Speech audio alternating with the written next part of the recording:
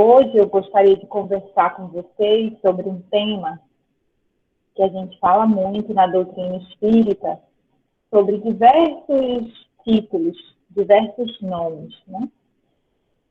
Desigualdades sociais. O que eu vou trazer aqui para vocês hoje está no Livro dos Espíritos, na parte 3, no capítulo 9.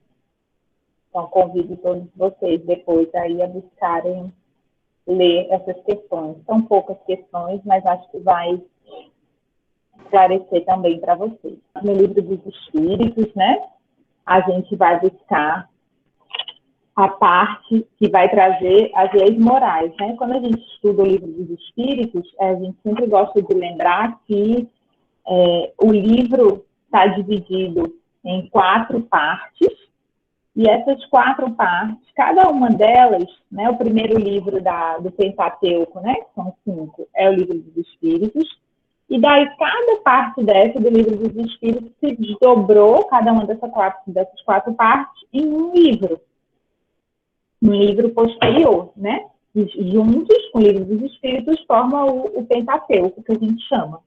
Essa parte que a gente vai estudar hoje está dentro das leis morais, né? Que é essa terceira parte do Livro dos Espíritos. E se desdobrou depois, né? Veio no Evangelho, né? O Evangelho segundo o Espiritismo, né? Que traz mais assim, aprofundado essas leis morais. Então, é importante sempre a gente lembrar isso, né? Para a gente conseguir, quando vai estudar um tema ou quando tem uma dúvida, a gente vem no Livro dos Espíritos e aí aprofunda em cada um dos outros livros, onde aquela questão está melhor tratada. E aí, no capítulo 9, ele vai trazer para a gente, Kardec sistematizou assim, né? Ele trouxe as leis morais e no capítulo 9, a lei de igualdade. Tá? Tem também as leis de adoração, do trabalho, da reprodução, enfim, são leis que estão muito relacionadas umas às outras. Por exemplo, a lei de justiça, amor e caridade.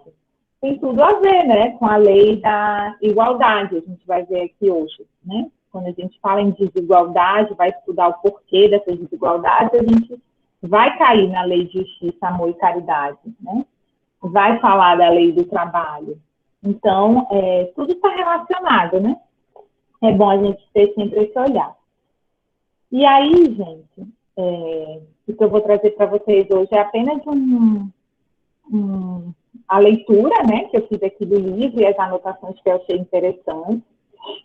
Ele começa falando para a gente, essa lei da igualdade, para falar de desigualdades sociais, Kardec divide, com muita didática, em 4 partes. E ele fala em igualdade natural, a gente vai chegar aí, desigualdade de aptidões, desigualdades sociais, desigualdade das riquezas, né?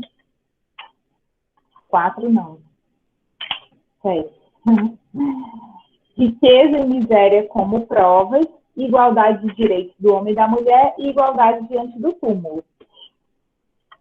Tudo isso, todos esses pequenos subtítulos, né, são relacionados. Por isso, quando a gente vai ver desigualdades sociais, é importante a gente ver as perguntas que estão antes e as perguntas que estão depois.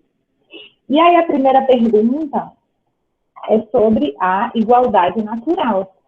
Kardec pergunta se todos os homens são iguais perante Deus. A resposta dos espíritos é, como sempre, muito clara. Ele fala assim para a gente, né? Sim, todos se inclinam para o mesmo objetivo e Deus faz as suas leis para todos. Ele até usa a expressão, o sol brilha para todos. Né? A gente fala isso comumente. Então, isso é o que ele chama de igualdade natural. Então, em nossa essência, enquanto espíritos individualizados, né, somos iguais perante o Criador. Temos os mesmos direitos perante o Criador, perante Deus. inteligência suprema, causa primária de todas as coisas. Mas por que a gente, se somos iguais, né, perante Deus, se não existe superioridade natural a nenhum homem, como algumas sociedades querem fazer crer, né? Então, hoje em dia, a gente ainda convive no mundo com algumas sociedades que entendem que se você nasce numa casta, ou se você nasce em uma família com um determinado sobrenome, né? Você tem uma superioridade com relação às outras pessoas da sociedade, né? Mas não é assim. Não existe essa... Em essência, não somos superiores uns aos outros, né? Por isso que o Livro dos Espíritos fala, e os Espíritos respondem essa pergunta. Não existe superioridade natural.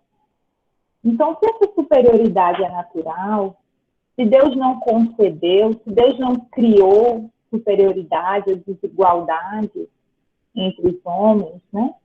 Se existe, o termo aqui, é bem importante a gente ver o termo que o livro usa, que Kardec usa, igualdade absoluta de direitos perante Deus. Igualdade absoluta. Então, é muita igualdade, né? Uma super igualdade. Por que se é assim, né? Como os Espíritos estão nos dizendo, que somos iguais em direitos perante Deus, que a natureza, que a nossa natureza é a da igualdade, por que a gente olha para o lado e vê que o que reina é a desigualdade? Né? Quando a gente olha dentro da nossa família, mas quando a gente está falando de desigualdade social, principalmente olhando para o mundo, né? Por que a gente vê essa desigualdade tão grande? E aí os espíritos explicam. É uma explicação bem simples também. Em razão da desigualdade de aptidões, de habilidades, de capacidades. Então, cada um de nós tem a sua trajetória individual. Vamos pensar lá quando nós, espíritos, nos individualizamos, né? A gente estuda também aqui no Livro dos Espíritos que o princípio espiritual vai evoluindo, né? Estagiando ali nos diferentes reinos, até que existe um momento que a gente ainda não consegue compreender exatamente o que acontece, que esse princípio espiritual se individualiza. E aí nós temos o espírito. E aí, a partir desse momento que nós temos o espírito, nós temos o livre-arbítrio, que é a chave dessas diferentes aptidões, né? E vamos, cada um de nós, passar a trilhar a nossa trajetória enquanto espíritos.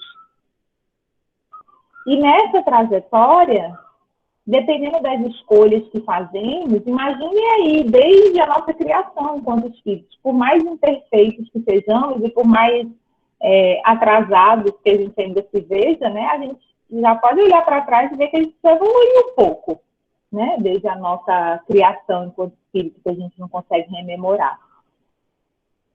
Então, a gente foi se dedicando, cada um de nós, a diferentes escolhas, diferentes caminhos, diferentes, vamos dizer assim, preferências, né?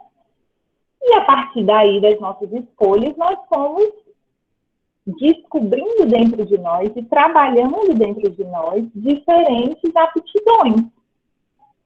Então, essa igualdade perante Deus existe? Existe. Mas também, quando a gente se apresenta no mundo, a gente também vai se apresentar de uma maneira desigual. Então, por isso que a gente fala que não existe um espírito, né? Não existe um ser igual ao outro, porque cada um ali teve a sua evolução e a sua trajetória. E aí a gente ainda não está falando de desigualdades sociais. É muito importante falar isso. Eu não estou dizendo aqui que as desigualdades sociais existem por causa do nosso livre-arbítrio, né? Porque escolhemos assim o nosso caminho e cada um de nós foi traçando a sua história, e estamos onde estamos, cada um em diferente circunstância de vida, por causa simplesmente do nosso livre-arbítrio. Não, eu estou falando aqui de desigualdade de aptidões. Então, temos, por um lado, igualdade natural perante Deus, sim. Igualdade absoluta de direitos perante Deus. Né? Não existe, vamos falar assim, filho preferido. Né? Mas, por outro lado, essa igualdade natural, ela anda lado a lado com uma desigualdade de aptidões, que está diretamente relacionada ao nosso livre-arbítrio e ao respeito, né, que Deus, enfim, todo o universo é estruturado em torno do respeito ao livre-arbítrio do espírito caminhante.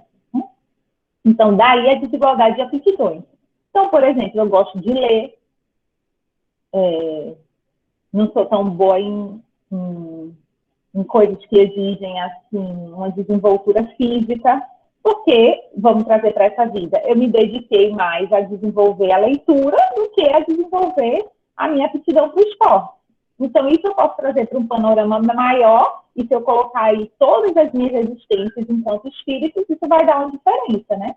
Então, assim, por que uma criança ali, a gente já consegue ver, né? Uma criança que tem uma facilidade de aprender, parece que ela vai pegando rápido, né? Então, provavelmente, aí essa criança, esse espírito que está se mostrando aí nessa fase de criança, em outras existências, ele já desenvolveu bem essa aptidão do cognitivo, né? Do racional, ele desenvolveu bastante isso. E aí eu tenho uma outra criança que eu nem preciso nem ensinar, e ela tem uma compaixão, né?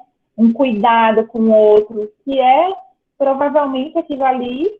É claro que tem todo o ambiente ao redor, né, que estimula, mas quando a gente vê isso muito forte, né, nessa criança que ainda teve pouco o molde social nessa existência, é porque provavelmente aquilo ali ela já desenvolveu de outras existências. Então, quando eu falo de desigualdade de aptidões, eu estou falando nisso, tá? E aí, a gente chega em desigualdades sociais. Então, tudo bem, eu tenho a igualdade natural, que é absoluta, e não é uma absoluta igualdade de direitos, mas somos seres individuais e temos o nosso livre-arbítrio, desenvolvemos diferentemente as nossas aptidões. E isso é super importante, os espíritos falam, né, para o próprio desenvolvimento do universo. Então, tudo está encadeado. Se todos nós desenvolvêssemos as mesmas aptidões, que é coisa que a gente ia ficar capenga, né? Tinha área que a gente não ia conseguir evoluir, porque ali todo mundo estava treinado no racional. E aí, onde ia ter que vir, né? E às vezes até acontece isso, né? Quando a gente precisa, por exemplo, na Terra hoje, que a gente precisa dar um salto moral para atingir um mundo de regeneração, a gente está nesse momento, né? E aí os espíritos falam para a gente, né? Que desde anos anteriores começaram a vir muitos espíritos, né? Que falam crianças índigas, crianças cristais, né? Espíritos que tinham esse lado, né? Do moral já mais desenvolvido para tentar dar esse impulso, né? Para a Terra ir. Então, existe isso também da desigualdade dos aptidões. Mas aí a gente vem para a pergunta sobre as desigualdades sociais. Eu vou ler a pergunta, que é bem importante. Na pergunta 806, então. Kardec pergunta: a desigualdade das condições sociais é uma lei natural? Ou seja, as desigualdades sociais, a desigualdade das condições sociais é uma lei natural? Então, já que eu estou falando que somos absolutamente iguais em direitos perante Deus, existe uma igualdade natural, mas temos uma desigualdade de aptidões em razão do nosso livre-arbítrio. Então, essa desigualdade dessas condições sociais, então, é uma lei natural decorrente dessa desigualdade de aptidões? Será?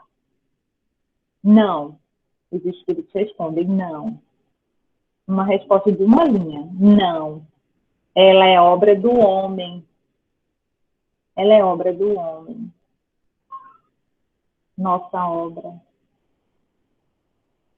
E não de Deus. nossa obra.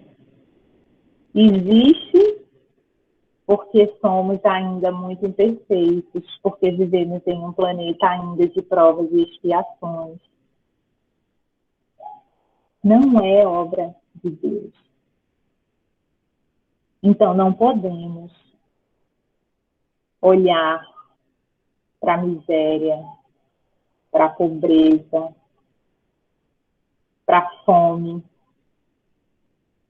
e justificar com a lei da reencarnação do ponto de vista de que não é obra de Deus.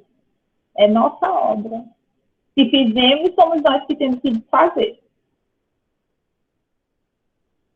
Somos nós. Claro que existe a lei de justiça, não é? São todas as leis morais aí relacionadas. Claro que existe a lei de justiça, né? E é como se Deus, né, e os espíritos, Jesus, que no leme desse planeta, né, conseguissem aí, vamos dizer assim, a palavra não é aproveitar, mas assim, usar, né, aquela situação que não deveria existir, né, como uma oportunidade para que cada um de nós consiga desenvolver as nossas aptidões. Mas aí é muito importante a gente ter essa consciência de que, porque é muito fácil a gente falar assim, tá vendo? Ele está na pobreza, esse espírito hoje encarnado vive na pobreza e na miséria porque é uma condição que ele precisa passar para evoluir. Não é muito fácil a gente falar? Por que a gente não fala assim, então? Então esse espírito que está aí na pobreza e na miséria deve ser um espírito tão bondoso que ele aceitou viver nessa situação de extrema privação para dar ao mundo e a mim a oportunidade de aprender, a necessidade de servir. Será que a gente não pode pensar assim? Né? Sempre, tudo que a gente aprende na doutrina espírita, a gente aprende que a gente deve usar para a gente, porque é muito fácil a gente usar para o outro. A gente começa a estudar, né? A gente começa, isso aqui, tá vendo? Tá vendo aqui? Tá vendo esse livro aqui? E meu marido é assim, por quê? Por causa disso. Meu filho é assim, por causa disso. É muito fácil a gente ir por esse caminho. Mas não é isso que a doutrina espírita nos convida. Os espíritos nos convidam, porque a lei suprema é a lei de amor, de justiça e de caridade, nos convidam a utilizarmos esse conhecimento das leis morais, da reencarnação, da imortalidade da alma, e aplicarmos para a nossa vida, para as nossas dificuldades, para as nossas limitações. Então, na lei de igualdade também precisamos enxergar isso. Né? Tanto é que na pergunta 806A, que é a continuação, né, da 806, os espíritos perguntam assim: essa desigualdade social, que não é obra que é obra do homem, não de Deus, ela vai desaparecer um dia? E os espíritos respondem: de eterno, apenas as leis de Deus. A lei é de igualdade. A lei é de justiça, amor e caridade. Não vê desaparecer essa desigualdade pouco a pouco, a cada dia? Então, por mais que a gente tenha atravessado momentos turbulentos e condoídos, né? Em que a gente, às vezes, se questiona, né? Se não está num momento tão turbulento que essa desigualdade está se acirrando, quando a gente consegue ampliar o olhar e olhar o planeta, a evolução do planeta, né? E nos colocar ali como uma parte, quando a gente consegue olhar o todo, a gente vê que, como nos dizem os espíritos, essa desigualdade vai desaparecer com a predominância, vai desaparecer junto com o desaparecimento da predominância do orgulho e do egoísmo, restando somente a desigualdade de mérito, que é aquela desigualdade de aptidões que a gente falou no começo, né? Então, natural, cada um tem a sua trajetória e vai haver desigualdades, diferença, diversidade, vamos falar assim, né?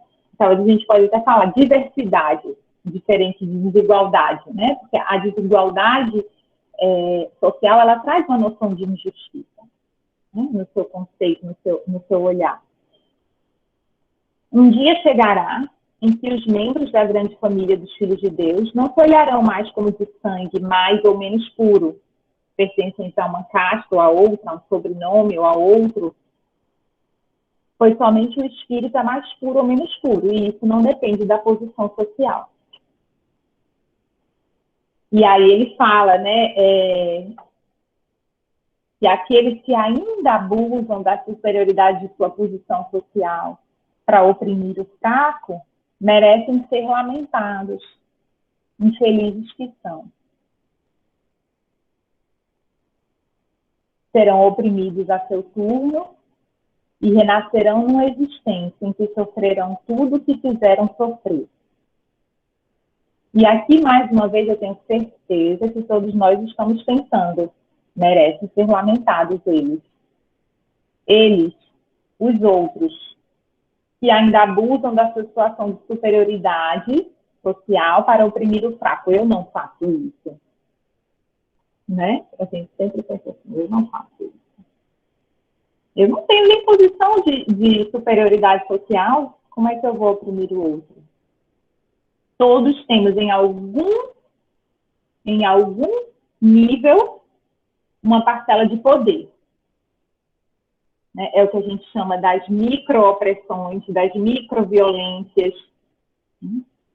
Então, todos temos, a gente se fala muito assim, né, daquela história da violência e da opressão que vai ali em cadeia sendo transmitida, né? Então, por exemplo, a gente vê em muitos lares que, vamos pensar assim, um espírito que está encarnado e no seu trabalho ele está numa posição socialmente vista como inferior, né? A gente sabe que não existe trabalho inferior, mas um trabalho em que ele é desvalorizado, em que ele é ali oprimido todos os seus dias por uma pessoa numa posição socialmente superior, de acordo com os olhares da Terra, e ele precisa escutar aquilo ali, né? Porque naquele espaço ali ele se vê como pequeno e ele precisa escutar. Ele chega em casa, o que ele faz? Se ele não for um espírito muito vigilante, é praticamente automático, que ele vai descarregar essa opressão que ele recebeu de alguém lá fora e de alguém dentro da sua casa. Porque ali em casa, talvez ele tenha uma posição de superioridade com relação ao seu filho, que seja. Né? Nós ainda enxergamos as crianças como numa posição de inferioridade social. Né? Muitos de nós ainda falamos, eu me lembro na minha época de criança, que eu sempre ouvia, a criança não tem querer. A gente não falava muito isso. Né? Então, é uma posição de inferioridade social de uma criança, quando ela é vista como um ser que não tem querer, que não tem vontade, ela está ali numa posição de inferioridade social. Então, todos nós temos. Então, quando Kardec pergunta o que pensar dos que abusam de sua superioridade social para oprimir o fraco no seu proveito, todos nós temos que nos fazer essa pergunta. Todos nós. Porque somos egoístas e porque somos orgulhosos, né? Quase que fatalmente, em alguma esfera da nossa vida, estaremos oprimindo alguém. E estaremos plantando, né, essa semente para, no futuro, experienciar essa situação para conseguir compreender. Então, vejam como é um ciclo, né, em que a gente se coloca. Será que a gente não pode receber uma opressão, vamos chamar assim, E se indignar, claro, e achar ruim, e mais assim, e se comprometer conosco mesmos a não repassar, se precisa parar em alguém, sabe? Em algum momento vai ter que parar. Não, assim eu vou parar. Então, eu vejo que isso acontece muito hoje em dia nas discussões e nos movimentos que falam em criação de filhos, né? Que agora essa é a minha área, criação de filhos, é minha área de especialidade. Quando vocês estavam falando, minha área de especialidade é desigualdades sociais, agora é mais criação de filhos. E aí se fala muito nisso, né? Que os pais, quem somos nós, os pais, criando nossos filhos hoje, né? Somos filhos daquela geração de criança não tem querer. Somos filhos que fomos oprimidos, né? Que não fomos vistos na nossa inteireza, naquilo de lindo. Imagina quando a gente chegou na Terra, como tínhamos aquilo tudo de esperança, né? Claro que tinha aquela sensação, nossa, estou chegando de novo na Terra, será que eu vou dar conta, né? Talvez medo, mas será que não tinha uma esperança? Eu tenho algo a trazer aqui. E será que fomos vistos pelos nossos pais? E se não fomos, será que conseguimos enxergar que não fomos vistos, que isso nos magoou e que precisamos olhar para isso agora, perdoar os nossos pais e dar diferente para os nossos filhos? Será que vamos precisar transmitir da forma que recebemos? Né? Então, isso é uma forma de opressão, né? A forma que a gente se coloca perante qualquer outro, seja dentro da nossa família, não é somente na esfera social, né? E aí, gente, o livro dos Espíritos continua para falar da desigualdade das riquezas, né? Na pergunta 811, porque é até interessante, né? Porque por que ele fala em desigualdade das riquezas quando fala em desigualdade social? Porque parece que é automático, né? Que a gente associa poder ao dinheiro, né? Que as posições de poder estão mais associadas à riqueza material. Então, ele pergunta assim, na pergunta 811, né? Que a gente vê aqui. A igualdade absoluta das riquezas é possível e existiu alguma vez? Porque quando a gente fala em desigualdade social, também várias teorias, várias filosofias, né, que trazem que é preciso uma igualdade material, uma divisão, uma redivisão, uma redistribuição de recursos. Em muitas partes, sim, realmente, né, precisaremos redistribuir. Mas ele fala em igualdade absoluta. Como eu falei no começo, eu falei que existe uma igualdade absoluta de direitos. E aí, Kardec pergunta se existe uma igualdade absoluta de riquezas que seja possível. Ou seja, vamos dividir toda a riqueza material que existe no mundo material hoje na Terra, vamos redistribuir, todo mundo vai ficar com o mesmo valor, né? Assim se manterá? É possível, né? Existiu alguma vez isso? No princípio era assim, e depois a gente foi, né? Criando a desigualdade, e aí os espíritos falam, não é possível. A diversidade das faculdades e caracteres opõe-se a isso. Então, ele usa essa palavra, né? A diversidade das faculdades e caracteres opõe-se a isso. Isso é justamente a desigualdade de aptidões que a gente estava falando antes, né? Essa diversidade de faculdades e de características próprias da nossa, porque espíritos, por ser seres individuais, né? Princípio espiritual individualizado já, se opõe a essa ideia de igualdade absoluta das riquezas. Mas isso é muito diferente, ele não está dizendo aqui, que da forma como as riquezas estão distribuídas hoje em dia, está tudo bem. Vocês entendem?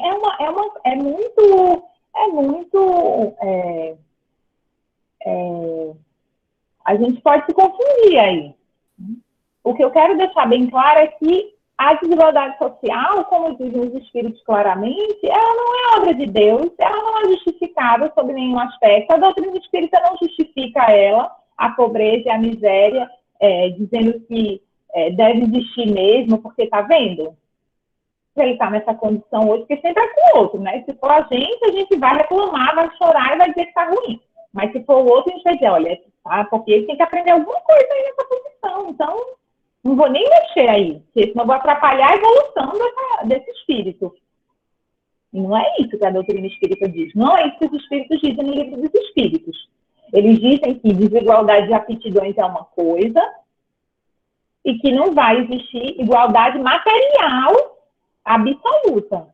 Mas ele não está dizendo que cada um não tem direito de ter os recursos materiais de que precisa para a sua sobrevivência, para cuidar desse corpo, para ter o que vestir, para ter o que comer, para ter um teto. E ele está dizendo, os espíritos estão dizendo que isso ocorre por causa de nós, homens, espíritos encarnados, que somos imperfeitos, por causa do nosso orgulho e do nosso egoísmo. Então, não vamos colocar isso na conta das leis divinas, porque não tem compatibilidade com a lei de justiça, amor e caridade.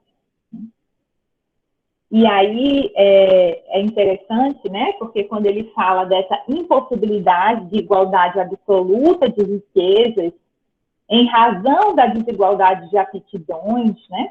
O próprio livro dos Espíritos, ele remete para uma outra questão, nessa 807, ele remete para uma outra questão anterior, a 684, que fala do trabalho na proporção de suas forças. E também, quando ele está falando lá da lei do trabalho, ele fala isso, né? Que a gente, o trabalho, a cada um na proporção de suas forças, né? Então, daí, eu já consigo entender. Olha como fica mais fácil entender. Então, lá na lei do trabalho, até se pergunta, né? Então, é justo a gente querer ter uma velhice amparada, né?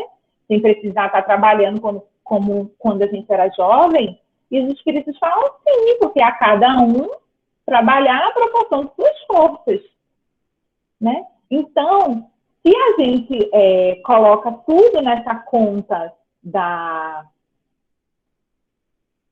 impossibilidade dessa igualdade absoluta de riquezas, a gente vai exigir que uma pessoa, que um espírito encarnado já num corpo de um idoso ou de uma criança, trabalhe como se estivesse vamos dizer assim, no maior vigor do seu fluido vital, da sua energia física, né?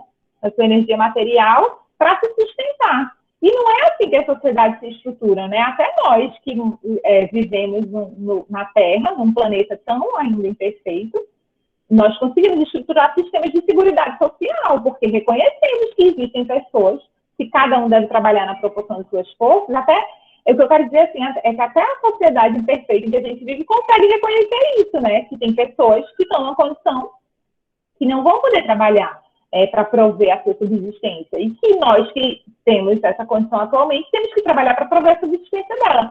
Em torno disso se estrutura todos os sistemas de seguridade social, né?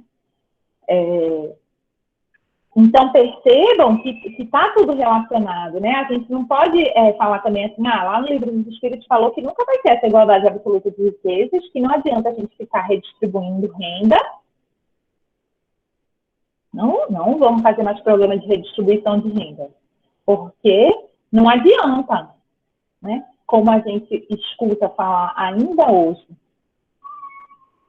Não adianta fazer, porque aí a pessoa vai ter filhos só para receber o dinheiro lá do programa de redistribuição de renda. Não é isso que está dizendo aqui. Não é isso. Está dizendo que a igualdade absoluta de riquezas não vai existir. Acho que é a desigualdade social.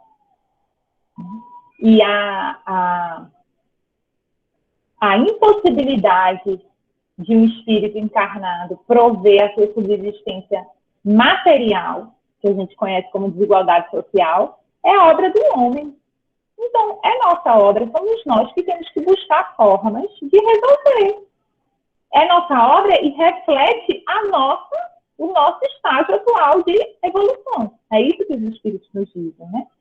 Então, o que é muito importante a gente enxergar é que essa impossibilidade de igualdade absoluta de riquezas não autoriza a irresponsabilidade social. Não autoriza a gente a lavar as mãos. Tá vendo aí? Não tem, porque não sabe ver isso. Porque não sabe. Não sabe, usou mal. Usou mal. E aí os espíritos nos dizem, usou mal. Usou mal. Tá dito aqui, com todas as palavras. Usou mal? Vou procurar aqui a pergunta exatamente. Há pessoas que caem nas privações e na miséria por sua própria responsabilidade. Geralmente é aquela pessoa da nossa família, que a gente sabe de tudo, né? Sabe que a gente deu aquele dinheiro e aí ela gastou para comprar um som. Vai que comprar um som, não precisa comprar um som, e agora que eu tenho dinheiro para não sei o que, não sei o que. Né? A gente sempre fica, porque a gente fica fazendo conta com o dinheiro dos outros. Né? Então, a Kardec fala assim, há pessoas que caem nas privações e na miséria por sua própria responsabilidade. Ponto. Como assim? Nesse caso, a sociedade pode ter uma parcela de culpa? Então, assim, poxa, a pessoa que usou mal, né, sei lá, a pessoa tinha toda a condição material de viver bem, confortável, gastou todo o seu dinheiro no álcool, no alcoolismo. Então, a sociedade pode virar as costas para essa pessoa, né? Porque, pelo amor de Deus, foi culpa exclusiva dela.